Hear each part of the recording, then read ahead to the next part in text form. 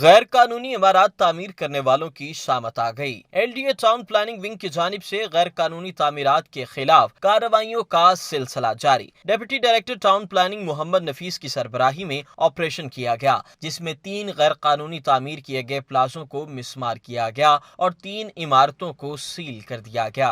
LDA کی town planning branch نے UBD canal road میں آپریشن کیا۔ کینال روڈ میں قواعد و ضابط کی خلاف ورزی پر کنسٹرکشن مسمار کی گئیں۔ LDA نے بھاری مشینری سے کارروائی کی۔ ڈپٹی ڈائریکٹر ٹاؤن پلاننگ محمد نفیس نے DG LDA کی ہدایت پر کارروائی کی، جس میں ٹاؤن پلاننگ کا عملہ اور پولیس ہمراہ تھی۔ احسان علی، میڈیا 92 لاہور۔